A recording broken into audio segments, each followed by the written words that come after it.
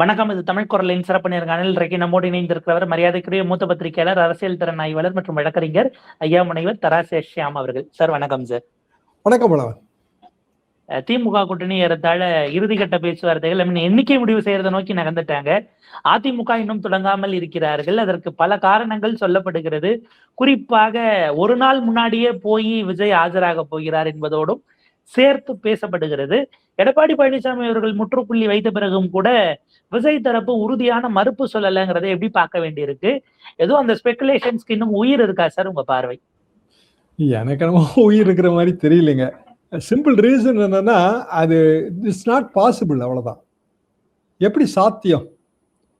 இப்போ தாவேகா ஒரு புதிய கட்சி கூட்டணியில சேர்த்தா அவங்களுக்கு எத்தனை இடம் கொடுக்கறதுன்னா, நம்ம ஏற்கனவே ஏதாவது ஒரு ஓட்டு சதவீதம் வச்சிருந்தாங்கன்னா கொடுக்கலாம்.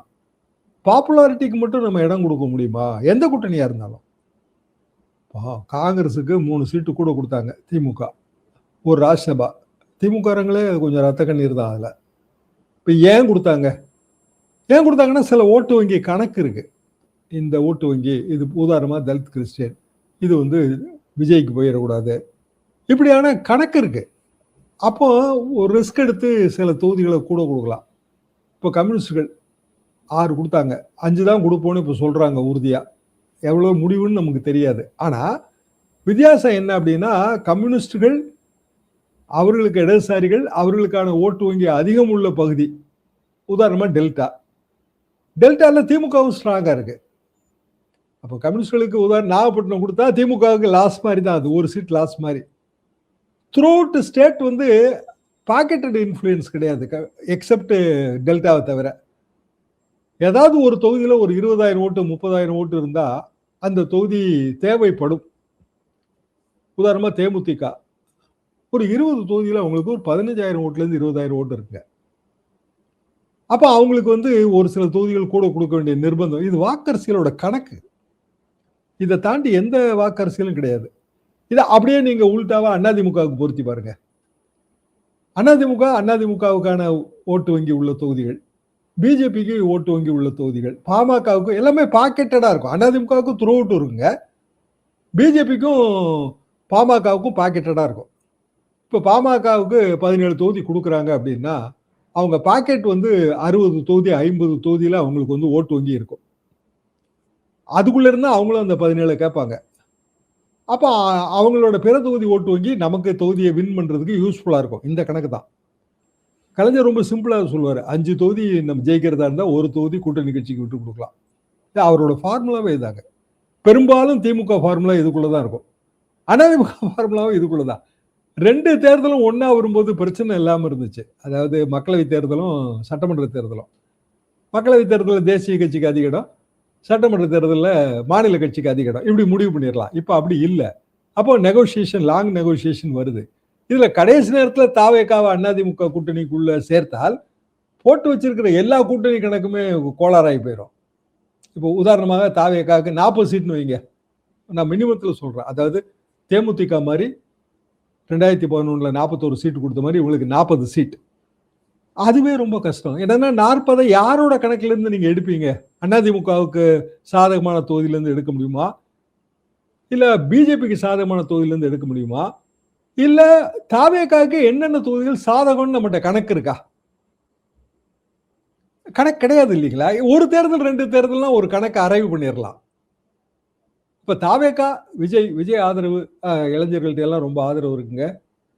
அப்போ அவரு பெரிய அளவுக்கு சென்சி ஆதரவு பெற்றிருக்கிறார். பெண்கள் மத்தியில் ஆதரவு இருக்கு. இது த்ரூ அவுட் தமிழ்நாட்டில் இருக்கும். அது 5% 10%, நீங்க ஒரு பெர்சன்டேஜ் சொல்லுவீங்க, நான் ஒரு பெர்சன்டேஜ் சொல்லுவேன். அது தேர்தல் தான் நிரூபிக்கணும். ஆனா த்ரூ அவுட் தமிழ்நாடு அது. அப்படின்னா கூட்டணிக்கான ஒட்டுமொத்த லாபத்தை கால்குலேட் பண்றது ரொம்ப கஷ்டம். அவங்க தனியா போட்டி போட்டு அதை ப்ரூவ் பண்ணிட்டு வந்தாதான். இது போக தாவேகாக்குள்ளே அந்த குழப்பம் வந்துடும். அப்படின்னா நமக்கு தொகுதி கிடைக்குமா கிடைக்காதா? அதிமுக தொகுதி எப்படி கொடுப்பாங்க? சிட்டிங் எம்எல்ஏ இருக்காங்க அங்க, ஒரு கிட்டத்தட்ட 70க்கும் மேற்பட்டவர்களுங்க அதிமுக கூட்டணியில சிட்டிங் எம்எல்ஏக்கள். 234 சட்டமன்ற தொகுதியில 70க்கும் மேற்பட்டதுன்னா அது 25% மேல. அப்ப எதுல இருந்து எடுத்து அவங்களுக்கு கொடுக்க, என்ன கணக்குல கொடுக்க? கட்சிக்காரனோட அதிருப்தி. சரி, பழைய மாதிரிங்க கட்சிக்காக எல்லா தியாகமும் செஞ்செல்லாம் யாரும் அரசியல்ல இல்ல. அந்த காலம் மலையேறி போச்சு. இப்போ வந்து நமக்கு என்ன கிடைக்குங்கிறது தான். நமக்கு என்ன கிடைக்கும்? நமக்கு வந்து இந்த கட்சியில டிக்கெட் கிடைக்குமா கிடைக்காதா? கிடைச்சாலும் ஜெயிக்க முடியுமா முடியாதா? ரூபாயை யார்கிட்ட கடன் வாங்க? கட்சி தலைமை பணம் கொடுக்குமா கொடுக்காதா? இப்படியான அடிப்படை கேள்விகள் தான் இன்னைக்கு வாக்கு அரசியல். அப்போ தாவேகாவை சேர்க்கறதுல அதிமுகலயே மனசு வெறுத்திருப்பாங்க. பிஜேபியிலையும் அது சொல்லுவாங்க. ஆனா வந்து அவங்களுக்கு இன்ட்ரெஸ்ட் இருக்காது. அதாவது தாவேகாவை சேர்த்துக்குவாங்க. ஆனா நமக்கு எங்கெல்லாம் செல்வாக்கு இல்லையோ அங்கெல்லாம் தாவேகா கொடுக்கலாம். இப்படிதான் அவங்க நினைப்பாங்க. தாவேகா அதை எப்படி ஒத்துக்கிடும்? வாய்ப்பே இல்லை. ஆனாலும் ஏன் இந்த வதந்தி கிளம்புகிறது? எனக்கு ஒரு சந்தேகம். இது ஒரு டூல் கிட் பாலிடிக்ஸ் ஒண்ணு. இப்ப அது ரொம்ப பாப்புலரா இருக்கு டூல் கிட் பாலிடிக்ஸ் சொல்றது. அது வியூக அரசியல் தாங்க, வேற ஒண்ணும் இல்ல. எங்க காலத்துல இருந்த வியூக அரசியலுக்கு இப்ப இங்கிலீஷ்ல நீங்க பேர் வச்சிருக்கீங்க டூல் கிட் பாலிடிக்ஸ்னு. டூல் கிட் பாலிடிக்ஸ்ல தாவேகா சேருன்னு சொல்லி குழப்பறதுனால, அதிமுக பிஜேபி கூட்டணியை குழப்பறதுனால யாருக்கு லாபம்? அந்த கட்சி தானே அந்த டூல் கிட்ட பயன்படுத்த முடியும். திமுக தான் பயன்படுத்த முடியும். இதுல இன்னொரு ஸ்பெகுலேஷன், ஒருவேளை சசிகலாவும் ராமதாசும் வர்றதுக்கு வாய்ப்பு இல்லாத மாதிரி செய்வதற்காக ஒருவேளை கட்சி விடப்படுகிறதான்னு ஒரு கேள்வி ரைஸ் ஆகுது. ஏன்னா அதிமுக கூட போனோம்னா அவங்க 2 பேருக்கும் சிக்கல் ஆயிடும்ல. விஜய் எங்க போறாருன்னு அவங்க பேச முடியாது. இது வேற மாதிரி பாருங்க. தாவேகா முதல் மாநாடு எங்க நடந்துச்சு? விக்ரவாண்டி. அந்த ஓட்டு வங்கி என்ன ஓட்டு வங்கி? விஜயகாந்த் வாங்கிய வன்னியர் மக்கள் செறிவாக இருக்கக்கூடிய ஓட்டு வங்கி. வன்னிய மக்களுக்கு எதிரான ஓட்டு வங்கி. அங்க இருக்கிற ஓட்டு வங்கி இயல்பாக வன்னியர், நான் வன்னியர். நான் வன்னியர்னா நம்ம பெரும்பாலும் தலித் தான் எடுத்துக்கணும், பட்டியலின மக்கள். அந்த ஓட்டு வங்கிக்குள்ள ஊடுருவல் விசிகாவும் இருக்கு. அப்போ விஜய் எய்ம் பண்ண ஓட்டு வங்கி அதுதான். ஏன்னா அவரோட ஓவரால் ப்ரொஃபைலுக்கு ஓட்டு வங்கி ப்ரொஃபைலுக்கு அதான் சூட் ஆகுது. அப்போ டாக்டர் வன்னியர்களோட ஐகான் யாரு? சீனியர் டாக்டர் தான். சீனியர் டாக்டர் தான். அதுல ஒன்றும் சந்தேகமே பட வேண்டாம். ஏனென்றால் வன்னியர் சங்கம் நான் அந்த காலகட்டத்தில் 85 88 வரைக்கும் அவங்க கூட்டங்களில் பங்கெடுக்க போவாங்க சமூக நீதி பற்றி பேசுறதுக்கு. டாக்டர் எங்க பத்திரிகையில தொடரெல்லாம் எழுதிட்டு இருந்தாரு. ரொம்ப நல்ல நண்பர், ரொம்ப மரியாதைக்குரியவர். ஆனா அவரை நீங்க கூட்டணிக்குள்ள சேர்த்துட்டீங்கன்னா அது டோட்டலா வந்து வன்னியர் என முத்திரை அது விழுந்துரும். அப்ப என்னோட சொந்த ஓட்டு வங்கியான தலித் ஓட்டு வங்கி அது பாதிக்கும். Counter consolidation. அது வெறும் ராமதாஸ் இருக்கக்கூடிய வட தமிழ்நாடு இல்ல, தமிழ்நாடு தழுவிய தலித் மக்கள் வாக்கு வங்கியை பாதிக்கக்கூடியதா இருக்கும். ரொம்ப பெரிய அளவுக்கு பாதிக்குங்க. டாக்டர் வந்து மரியாதைக்குரியவர், அதெல்லாம் விஜய் மரியாதையெல்லாம் இருப்பாரு, அதெல்லாம் வேற விஷயங்க. ஆனா இப்ப அவங்க வந்து ஒரு ஓட்டு வங்கியை கிரியேட் பண்ண முயற்சிக்கிறாங்க. பலிக்குதா பலிக்கலையா வேற விஷயங்க. ஆனா இதுதான் அவங்க ஓட்டு வங்கின்னு நல்லா தெரியுது. அந்த ஓட்டு வங்கிக்கு நேர் எதிராக டாக்டரால கிடைக்கக்கூடிய ஒரு 10 தொகுதி 20 தொகுதி ஓட்டு வங்கி லாபத்துக்காக தமிழ்நாடு முழுவதும் இருக்கிற 234 தொகுதியிலையும் ஓட்டு வங்கி சரிவுக்கு அது காரணமாகாது. அப்படின்னா டாக்டர் எந்த கூட்டணிக்கு வர முடியாத ஒரு நிலைமையில இப்ப இருக்காரு. இதுல இன்னொன்னு சார், 10.5 கொடுக்கப்பட்ட பிறகு அது எம்பிசிக்குள்ளேயே அந்த ஒரு வன்னியர் நான் வன்னியர்னு ஒரு கன்சல்டேஷன் உருவாக்குச்சு. குறிப்பா முக்குலத்தூராக்கு வராமல் போனதுங்கிறதுக்கும் அது பெரிய இஷ்யூ ஆச்சு. இன்னமும் 10.5 கைவிடல. சசிகலா அம்மையாரின் மீது அந்த சமூகம் ஒரு மரியாதை வைத்திருக்கும் போது அவங்க போவது என்பதும் அது எந்த அளவுக்கு அது வாக்கா ஈல்டாகிற இடம், அது கொஞ்சம் முரணா இருக்கிற இடம். வாக்காவே வராதுங்க அது. அதாவதுங்க சசிகலா அம்மாவோட ஓட்டு வங்கி அவங்க விழுப்புரத்துல போய் இஃப்தார் விருந்து கொடுக்குறாங்க. ஸோ சிவிஎஸ்ஸா அதை எதுக்குறாங்க, அப்படிதான் நான் அதை புரிஞ்சுக்கிறேன். பட் விழுப்புரத்துல அவங்க என்ன ஓட்டு வங்கியை கிரியேட் பண்ண முடியும் சசிகலாமா? அவங்க சார்ந்த ஓட்டு வங்கி டெல்டால இருக்கு, தென் மாவட்டங்கள்ல இருக்கு. எவ்வளவு இருக்குன்னு நமக்கு தெரியாது. உத்தேசமா நம்ம சொல்றோம் அந்த ஓட்டு வங்கிக்கு நேர் எதிரான ஓட்டு வங்கி இதெல்லாம் 10.5 அவங்க கைவிடல. 10.5க்கு எதிராக சிவிஎஸ் கூட பேச முடியாது. ஏன்னா அவரோட நேரடி ஓட்டு வங்கியை பாதிக்கும். நம்ம இனக்குழுக்களால் ஆனது நம்ம அரசியல். அது நீங்க ஜாதின்னு சொல்லலாங்க. நான் எப்படி பார்க்கிறேன்னா ஒரு 100 வருஷம் 150 வருஷமா இனக்குழுக்கள் அப்படியே கொஞ்சம் கொஞ்சமா அரசியல் மயமாக்கப்பட்டு அவங்களுக்கு ஒரு அரசியல் அதிகாரம் கிடைக்கப்பட்டு அரசியல் அதிகாரத்தை தக்க வைக்க வேண்டுங்கிற உணர்வு கிடைக்கப்பட்டு அப்படித்தானே அது வளர்ந்தது. ஒட்டுமொத்தமா சுதந்திர போராட்டம், நாடு சுதந்திரம் அடையணும் அப்படின்னு பொது குறிக்கோள் ஏதாவது இருக்கா? இப்போ அது கிடையாதுல்ல. நாங்க எங்க சின்ன பிள்ளையில பொது குறிக்கோள் என்ன அப்படின்னா காங்கிரஸ் ஆட்சி போகணும், ஆனா திராவிட நாடு கிடைக்கணும். 62 வரைக்கும் இந்த கனவு இருந்துச்சு. 62ங்க. எங்கள் திராவிட பொன்னாடுன்னு பாட்டெல்லாம் ஹிட்டான காலகட்டம் அது. 63 கொள்கை கைவிடப்பட்டது. அண்ணா அதுக்கு ஒரு ரீசன் சொன்னாரு. போர் சூழல், சில விஷயங்கள் அது அக்செப்ட் ஆயிடுச்சு, எப்படியோ அக்செப்ட் ஆயிடுச்சுங்க. அப்போ கொள்கையை கைவிட்டுட்டு எப்படிங்க திமுக ஜெயிக்கணும்னு வாதிட்டவங்க எல்லாம் இருக்காங்க. கம்யூனிஸ்டுகளுக்கு எதிராக வந்து திமுக வளர்த்தது. ஆனா திராவிட நாடுங்கிற ஒரு கொள்கை போக தமிழ்நாடு தமிழருக்கு, தமிழ் இன உணர்வு, இடஒதுக்கீடு, இப்படியான இன்னொரு 5 டூல் கிட் எங்ககிட்ட இருந்தது. ஸோ 6 டூல் கிட்ல 1 போகும்போது எங்களுக்கு பாதிக்கல. 62ல 50 சீட்டு, 67ல ஆட்சி. ஆனா அந்த ஆட்சி வர்றதுக்கு 7 கட்சி கூட்டணி தேவைப்பட்டது. இப்ப இந்த சூழல்ல கட்சியினுடைய பெயரை சசிகலா அவர்கள் அறிவித்திருக்கிறார். ராமதாஸ் எல்லாம் மூவ் பண்றாங்க அப்படின்னா, விஜய் தரப்பு ஏன் சார் பிஜேபி கூட போறாங்கிறத மறுக்காம இருக்காங்க? அவங்க மறுத்துட்டு அது முடிஞ்சு போச்சு இல்ல. எடப்பாடி அப்ரப்டா மறுக்கிறாரு. அந்த ஸ்பெகுலேஷன் இப்ப விஜய் விரும்புறாரான்னு ஒரு கேள்வி வருது இல்ல? விரும்பலாம். நமக்கு டிமாண்ட் இருக்கிறதா காட்டுறது தானேங்க, அதுல என்ன தவறு இருக்கு? விரும்பலாம். சரி, சசிகலா அம்மா ஒரு கட்சி தொடங்கியிருக்காங்க, அகில இந்திய புரட்சி தலைவர் மக்கள் முன்னேற்ற கழகம். தென்னந்தோப்பு சின்னம் வேற அதுக்கு. அப்பனா ஏற்கனவே அவங்க பிளான் பண்ணி சின்னம், நீங்க தேர்தல் ஆணையத்துக்கு எழுதி யாரோ ஒருத்தர் தொடங்கலாங்க, அதுல பெரிய கஷ்டம் இல்லை. நமக்கு பெயர் பதிவுலாம் நம்ம ஃபாலோ பண்றது கிடையாது. தென்னந்தோப்பு சின்னம் வரைக்கும் வாங்கி வச்சிருக்காங்க, ரைட்டு. அப்ப அவங்க டூல் கிட்ட என்னவா இருக்கும்? ஒரு குறிப்பிட்ட சமூக ஓட்டு வங்கியை திரட்டுறது தானே. அதை தாண்டிய டூல் கிட் இருக்க வழி இல்லைங்களே. அப்போ விஜயோட கூட்டணி சேரலாம், ஓப்பனா இருக்காங்க. 234 தொகுதியும் ஓப்பனா இருக்கு. சசிகலாமா ஒரு 20 தொகுதி கொடுத்தா போதும், டாக்டருக்கு 20 தொகுதி கொடுத்தா போதும். ஆனா இந்த ஓட்டு வங்கி, இந்த டூல் கிட் ஒண்ணுக்கு ஒண்ணு நெகட்டிவா இருக்குங்க. கவுண்டர் பிஜேபியும் அதிமுகவும் சேரும் போது இருக்கிற நெகட்டிவிட்டி என்ன அப்படின்னா, பிஜேபி இந்துத்துவாங்கும், அதிமுக இல்ல எங்களுக்கு எல்லா மதமும் ஒண்ணுதாங்க. எம்ஜிஆர் உயிரில் என்ன எழுதியிருக்காரு? என் மதம் திராவிட மதம்னு எழுதியிருக்காரு. நான் எம்ஜி ராமச்சந்திரன், திராவிட மதம் இதாங்க உயிர். அந்த வார்த்தை பிரயோகம் யாருமே பண்ணலைங்க, திராவிட மதம் வார்த்தை பிரயோகம். இப்போ எம்ஜிஆரோட கட்சி இந்து மதம் இல்ல இந்துத்துவாக்கு ஆதரவான கொள்கை எப்படி எடுக்க முடியும்? டூல் கிட் கிளாஷ் இருக்கு, கிளாஷ் ஆஃப் டூல் கிட்ஸ். இதுதான் இந்த தேர்தலை பாதிக்கிற விஷயம். அப்ப சசிகலா அம்மாவும் விஜயும் டாக்டரும் கூட்டணி சேர முடியாது, அதிமுகவும் பிஜேபியும் விஜயும் கூட்டணி சேர முடியாது. ஏன்னா கொள்கை எதிரின்னு அவர் அதைத்தான் சொல்றாரு. டூல் கிட் கொள்கையோட ஒரு பார்ட்டா இல்லையா? இல்ல சார், இப்ப இதுல எனக்கு ஆரம்பத்துல இருந்து ஒரு சந்தேகம். அவரை அரசியல திரும்பி திமுக வைக்கிறாரு அப்படின்னா, நாளைக்கு அதிமுக ஆட்சிக்கு வந்தாலும் ஒரு திமுகவை எதிர்க்கணுங்கிற ஒரு சூழல் வருமா நமக்கு? அது ஒரு புரிதலே இல்லாம இருக்கு. அதாவதுங்க, கொள்கை எதிரி அரசியல் எதிரி பிரிக்கிறதே எனக்கெல்லாம் புரிதல் இல்லை.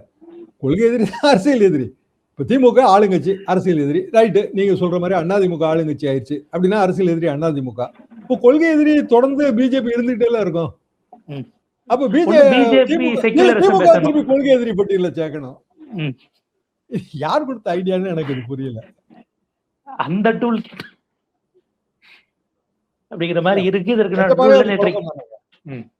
நேற்றைக்கு ஒரு போராட்டம் தவேகா சார்பில் நடத்தி இருக்கிறாங்க. பல விஷயங்கள் திமுக முடக்குகிறது போதுங்கிறத தாண்டி ரஜினி எல்லாம் சம்பந்தம் இல்லாம இழுத்து ஆதவர்ஜுனா பேசியிருக்கிறார். திமுக மிரட்டியதால் தான் அவர் அரசியலுக்கே வரலன்னு. திரும்புற பக்கம் எல்லாம் எப்படி சார் தீய வைக்கிறது? ஏற்கனவே அரசியல்ல எல்லாரையும் பகச்சுக்கிட்டீங்க, இப்ப சினிமா ஸ்டார் சந்தையை இதையும் சீண்டுவதுங்கிறது சரியான ஒரு அணுகுமுறையா? திரும்புற பக்கம் தீய வைக்கிறவங்க சரியான அரசியல்வாதி கிடையாது. அப்ப ரஜினி முதல்ல ரஜினி கட்சிங்கிறது இப்போ உங்களுக்கு எல்லாம் இப்போ பேசப்பட்டது மாதிரி தோணுது. ஆனா நாங்க 94-95 காலகட்டத்தில் பார்த்தது, அம்பாசிடர் பல்லவால 94-95 ஒரு கூட்டம் போட்டாருங்க அவரு. அதுலயே அவர் கட்சி பேரை சொல்ல போறாருன்னு தான் பேச்சு இருந்துச்சு. அப்புறம் அவரு காங்கிரஸோட சேர போறதாக இருந்தது. ரஜினி ரசிகர் மன்ற மாநாடு திருச்சியில் நடக்கும்போது அவர் ஒரு மன்ற தலைவருங்க, பேர் ஷாவுல் அமீதுன்னு நினைக்கிறேன், நான் கொஞ்சம் மறந்துட்டேன். எஸ்ஆர் பாலசுப்ரமணியம் எதிர்கட்சி தலைவர், ரஜினி தலைமையில் காங்கிரஸ் தனியாக ஆட்சி அமைக்கும்னு சொன்னாரு. மாபெரும் ஊர்வலங்க அது. நரசிம்மராவ் போய் பார்த்துட்டு வந்தார் ரஜினிகாந்த். 2 நாள் தூர்தர்ஷன்ல இன்டர்வியூ வேற. தூர்தர்ஷன் இன்டர்வியூலாம் அந்த காலத்துல பெரிய பரபரப்பான விஷயமா இருந்துச்சு. கடைசியில நரசிம்மராவே ஜெயலலிதாமாவோட கூட்டணி வச்சாரு. ரஜினி அமெரிக்கா போயிட்டாரு. அமெரிக்கா போயிட்டு இங்க வரும்போது காங்கிரஸ் கட்சி உடைஞ்சிருச்சு, தமாக வந்துருச்சு. இவரு அண்ணாமலை படத்தில் பயன்படுத்திய சைக்கிளை நான் தருகிறேன்னு சொல்லிட்டாரு. அப்ப ரஜினி வந்து ஆரம்பத்துல அதிமுக எதிர்ப்பாளர் அதானே, ஆண்டவனால் கூட காப்பாற்ற முடியாது ஜெயலலிதா மீண்டும் ஆட்சிக்கு வந்தான்னு சொன்னார்ல. அதுக்கு பிறகு ஜெயலலிதா ஆதரவாளர், அதான் அதிமுக ஆதரவாளர். அதுக்கு பிறகு திமுக எதிர்ப்புங்கிற ஸ்டாண்ட் அவரு எடுக்கல. நீங்க எடுத்தா தானங்க நான் மிரட்ட முடியும். சரி, திமுக எதிர்ப்பு அப்படிங்கிற ஸ்டாண்ட ரஜினி எப்ப எடுத்தார்? அவரோட வரலாற்று தூத்துக்குடி துப்பாக்கி சூட்டுக்கெல்லாம் போனா 2020 அந்த காலகட்டத்துல 9 வருஷம் திமுக எதிர்கட்சி. 2011 இருந்து 2021 வரைக்கும் அதிமுக ஆளுங்கட்சி. 2021 ஸ்டாலின் வரும்போது கலைஞர் இல்ல, ஜெயலலிதாவும் இல்ல. திமுக எதிர்ப்பு நிலைன்னு ரஜினி எடுத்ததே கிடையாது. ஆனா அவரோட படங்களை வந்து சன்னோ மத்தவங்களோ வெளியிட்டு இருப்பாங்க, அது வியாபார ரீதியா வெளியிட்டு இருப்பாங்க. அப்ப சன் குரூப்புக்காக ரஜினி வந்து திமுக ஆதரவு நிலை இல்ல திமுக எதிர்ப்புல அவர் வந்து சமரசம் செய்து கொண்டார் அப்படின்னு சொல்றதே பைத்தியக்காரத்தனம். அதை ஏன் இவர் சொல்றாருன்னு எனக்கு புரியல. என்னன்னா ரஜினிக்கு ஒரு ரசிகர்கள் இருப்பாங்க, அவங்க ஓட்டு நமக்கு முக்கியம். எந்த ஓட்டையும் யாருமே பகிச்சுக்க மாட்டாங்க. அரசியல்வாதி, தேர்ந்த அரசியல்வாதிகள் எதையுமே பகிச்சுக்க மாட்டாங்க. வெறும் ரசிகர் மன்றம் இருக்கும் போதே ரஜினி ரசிகர்களை அடைக்கல் ராஜ் பயன்படுத்திட்டு இருந்தாருங்க. திருச்சி முன்னாள் எம்பி, காங்கிரஸ் எம்பி. ஒவ்வொருத்தரையுமே ரஜினியே கையெழுத்து போட்டு அவருக்கு ஒரு ஆதரவு கடிதம் கொடுப்பாரு. அதை ஒரு கோடிக்கணக்கில் அச்சடிச்சு அவர் தொகுதி பூரா விநியோகம் பண்ணி வைப்பார், லட்சக்கணக்கில் அச்சடிச்சு. 3 தடவை என்னமோ எம்பியா இருந்தாருங்க தொடர்ந்து. அவரோட மருமகன்லாம் எனக்கு ரொம்ப க்ளோஸ் ஃப்ரெண்டு. அவரு அப்போ சென்னாரெட்டி காலத்துல அவருக்கு செனட்டோ சிண்டிகேட்லயும் ஒரு பதவியெல்லாம் கொடுத்துருந்தோம். எதுக்காக நான் இதை சொல்ல வரேன் அப்படின்னா, 100 ஓட்டு கூட முக்கியம்னு நினைக்கிறவங்க தான் தேர்ந்த அரசியல்வாதி. அது 100 ஓட்டு நமக்கு தேவையில்லைங்க, நம்மகிட்ட இருக்கிற 1000 ஓட்டே போதும்னு நினைக்கிறவன் அவன் வந்து அரசியல்வாதியே இல்லை. அதை வந்து சொன்னதுல அவருக்கு கடைசியில் நெகட்டிவ் ரியாக்ஷன் தான் மிச்சம். அப்ப ரஜினி ரசிகர்களை நீங்க வேண்டான்னு முடிவு பண்ணீங்கன்னா அப்புறம் அஜித் ரசிகர்கள் வேண்டாம், தனுஷ் ரசிகர்கள் வேண்டாம், அப்படித்தானே ஆகும். அது ஏற்கனவே தீராத சண்டையா சமூக வலைதளங்களும் இவர் அரசியலுக்கு வர்றதுக்கு முன்னாடி எடுத்து ஓடிக்கிட்டு இருக்கு. ரொம்ப காலமா ஓடுதுங்க. எங்க டெல்டா மாவட்டங்கள்ல முதல்ல ரஜினி ரசிகர்கள், விஜய் ரசிகர்கள், அஜித் ரசிகர்கள்னு ஒரு பெரிய பிளவு இருக்கும்போது, கமல் ரசிகர்கள் இருக்கும்போது ஒரு பர்டிகுலர் காஸ்ட் குரூப் விஜய் ரசிகர்களா இருந்தாங்க. விஜய் ரசிகர்களா இருக்காங்கிறதுனால அதுக்கு ஆப்போசிட் காஸ்ட் குரூப் அஜித் ரசிகர்களா மாறிட்டாங்க. 2 பேரும் திருவிழாக்கள் எல்லாம் சண்டை போட்டுக்குவாங்க. திடீர்னு பார்த்தா ஐயா விஜய் நம்மால் இல்லைங்க அப்படின்னு யாரோ ஒருத்தவங்க அதை எக்ஸ்போஸ் பண்ணிட்டாங்க. என்ன ஆச்சுன்னா, அந்த விஜய் ரசிகர்களா இருந்தவங்களால அஜித் ரசிகராகவும் மாற முடியல, அஜித் ரசிகர்களுக்கும் விஜய் ரசிகர்களா மாற முடியல. பெரும் குழப்பமா ஒரு 5-7 இயர்ஸ் பேக் இது குழப்பமாவே நடந்துட்டு இருந்துங்க உள் கிராமங்கள்ல. அஜித்தும் அவங்க ஆள் இல்லைன்னு அவங்களுக்கு தெரிஞ்சு அவங்களும் சிரமப்படுவாங்க. இது நம்மால் இல்லைங்க. சரி, நம்ம இனக்குழுக்களால் ஆனதுதான் நம்ம அரசியல். அதை தாண்டி அரசியல் இல்லை. ஆனா அதை வச்சே நம்ம அரசியல் பண்ண முடியாது. நீங்க ஒரு பர்டிகுலர் கம்யூனிட்டி, நீங்க கேண்டிடேட், அந்த தொகுதியில ஜெயிக்கணும்னா உங்களுக்கு உங்க கம்யூனிட்டி அல்லாதவங்க ஆதரவு வேணுமா வேண்டாமா? கண்டிப்பா சார். ஏன்னா அந்த இடம் எல்லாரும் அதே கம்யூனிட்டி கேண்டிடேட் தான் போடுவாங்க. அப்ப கவுண்டர் நோக்கி போறதும் ஒரு இதுதானே. அப்படிதானங்க வரும். இடம் இப்ப 17ஆம் தேதி என்டிஏ கட்சிகள் சார்பில் ஒரு ஆர்ப்பாட்டம் அறிவிச்சிருக்கிறாங்க. திரும்ப திரும்ப என்டிஏ தான் போடுறாங்க. திமுக அவங்க மாநாடா போடுறாங்க, கட்சி நிகழ்ச்சியா நடத்துது. இங்க முழுக்க முழுக்க என்டிஏ என்னும் போது அதிமுகவை முன்னிலைப்படுத்துவதில் ஒரு தயக்கம் இருக்கா சார்? என்டிஏ அப்படிங்கிற அந்த பேனருக்குள்ள எப்படி பாக்குறீங்க சார்? பொதுவா வந்து திராவிட கட்சிகள் வந்து அந்த குறிப்பிட்ட பேனர்ல கூட்டம் நடத்துறது எப்போனா, தொகுதி இத்தனை தொகுதி இன்னும் தொகுதின்னு முடிவான பிறகுதாங்க. என்ன காரணம்னா, அதுக்கு முன்னாடி அப்படி கூட்டம் போட்டா பயன் இல்லை. அதுல என்டிஏ அவங்க ஆல் இண்டியா அமைப்புங்கிறதுனால அவங்க கூட்டம் போடுறாங்க. ரெண்டாவது எல்லாமே கான்ஸ்டிடியூஷனல் அத்தாரிட்டிஸ் வர்றாங்க, பிஎம்ஓ இல்ல ஹெச்எம்ஓ வரும்போது அது அவங்களுக்கு கொஞ்சம் எளிதா இருக்கு.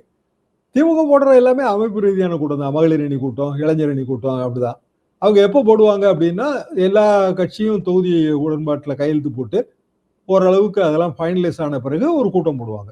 அது அப்படித்தான் அதிமுக அப்படித்தாங்க. 98ல் ரொம்ப காலத்துக்கு பிறகு, ரொம்ப தேர்தல்லாம் அறிவிப்பானைக்கு பிறகுதான் ஜெயலலிதாமா வந்து மெரினா பீச்சில் கூட்டம் போட்டாங்க. ஏன்னா கூட்டணியே விசித்திர கூட்டணி. பிஜேபியும் இருந்தது, பாமகவும் இருந்தது, மதிமுகவும் இருந்தது, வாழப்பாடி ராமமூர்த்தியோட ராஜீவ் காங்கிரஸ் இருந்தது, அதிமுகவும் இருந்தது. பார்லிமெண்ட் தேர்தலுங்க. அது எப்போதும் அப்படிதான் வழக்கம். அதனால அதை நான் பெரிய வித்தியாசமா பார்க்கல. என்டிஏ கூட்டம் அது நடக்குது. இப்போ கான்ஸ்டியூஷனல் அத்தாரிட்டிஸ் வராங்க. 17ஆம் தேதி வரும்போது தேர்தல் அறிவிப்பாணை வந்திருந்ததுன்னா அவங்க வந்து கட்சி செலவுல தான் வரணும். அநேகமா திங்கட்கிழமை தேர்தல் அறிவிப்பாணை வந்துரும்னு நான் நினைக்கிறேன். ஏன்னா 15ஆம் தேதி வந்து அப்பீலோட ஃபைனல் டேட்டுங்க. அப்பீல் ஃபைனல், அதாவது வெஸ்ட் பெங்கால்ல விடுபட்ட வாக்காளர்கள் மேல்முறையீடு செய்வதற்கான இறுதி தேதி எஸ்ஐஆர்ல. நமக்கு எல்லாம் முடிஞ்சு போச்சு, இறுதி தேதி முடிஞ்சு போச்சு. ஸோ 15ஆம் தேதிக்கு மேலே தான் இவங்க அனௌன்ஸ் பண்ண முடியும். அப்போ 15ஆம் தேதி ஈவினிங் நைட்டு அனௌன்ஸ் பண்ணணும்.